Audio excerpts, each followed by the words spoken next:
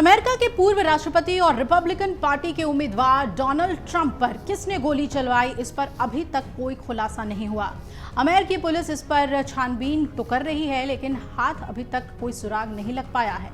तो वहीं दूसरी तरफ हमले का जिम्मेदार अमेरिका के मौजूदा समय में राष्ट्रपति जो बाइडेन को ठहराया जा रहा है। ऐसे में सवाल ये उठ रहे हैं कि किसने जो बाइडेन को जिम्मेदार ठहराया, इस दावे में आखिर कितनी सच्चाई है। डोनाल्ड ट्रंप पर क्यों चलाई गई गोली? अमेरिका के पूर्व राष्ट्रपति की कड़ी सुरक्षा के बावजूद एक शूटर मंच के इतने करीब कैसे जा पहुंचा? दरअसल 14 जुलाई को अमेरिका पेंसिल्वेनिया में डोनाल्ड ट्रंप पर एक रैली को संबोधित कर रहे थे और उसी वक्त उन पर गोली चला दी गई। गोली ट्रंप के कान को छूकर निकल गई और वो बाल बाल बच गए। इसके बाद रैली में ताबड़तोड़ गोलियां चली। सुरक्षा कर्मियों ने ट्रंप को चारों तरफ से घेर लिया और उन्हें सुरक्षित जगह पर पहुंचाया गया। ट्रंप पर हमले के कुछ घंटे बाद ही रूस ने इसके लिए बाइडेन सरकार को जिम्मेदार ठहरा दिया। रूस का कहना है कि बाइडेन सरकार ने ऐसा माहौल बना दिया है जिसकी वजह से ट्रंप पर यह हमला हुआ। रूस के प्रवक्ता दिमित्री पेस्कोव ने कहा कि ये बाहर बैठे सभी समीक्षक जानते थे कि ट्रंप की जान को खतरा है। हमले में कैसे बाल बाल बची ट्रंप की जान? तो आपको बता दें कि रविवार को पेंसिल्वेनिया में एक रैली के दौरान डोनाल्ड ट्रंप पर हमला हुआ। हालांकि इस हमले में ट्रंप की जान बाल बाल बच गई और उन पर चलाई गई गोली कान को छू कर निकल गई। इस हमले में रैली में मौजूद एक शख्स की मौत हो गई और 2 अन्य लोग घायल हुए।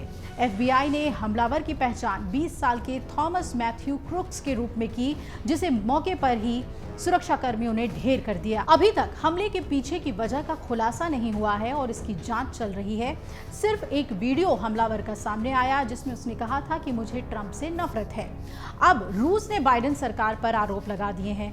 रूसी प्रवक्ता ने ट्रंप पर हुए हमले को लेकर कहा कि हम ये नहीं मानते कि ट्रंप पर जो हमला हुआ उसके पीछे अमेरिका की मौजूदा सरकार है, लेकिन ये जरूर है कि मौजूदा सरकार ने ऐसा माहौल बना दिया है जिसके चलते ट्रंप पर हमला हुआ और जिससे आज अमेरिका जूझ रहा है। पेस्कोव ने यह भी कहा कि ट्रंप को राजनीति से दूर करने के कई प्रयास हुए। पहले कानूनी औजारों का इस्तेमाल किया गया, फिर अदालतों का। ये स्वाभाविक था कि सभी बाहरी जानकार ऐसा मानते थे कि ट्रंप की जान को अमेरिका में खतरा है। बाइडेन ने हालांकि ट्रंप पर हुए हमले की निंदा की थी।